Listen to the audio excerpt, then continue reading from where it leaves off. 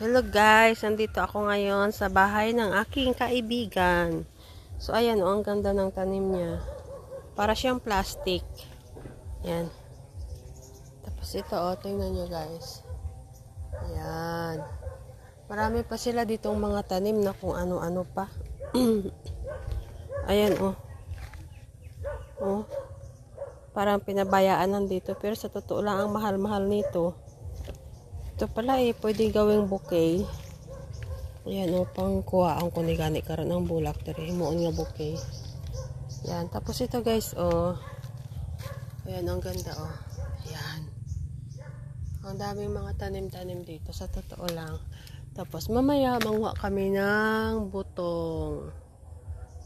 Mangulabo kami, ayan yan. Ang dami dito guys. Ayan, hala, ang daming bulak ng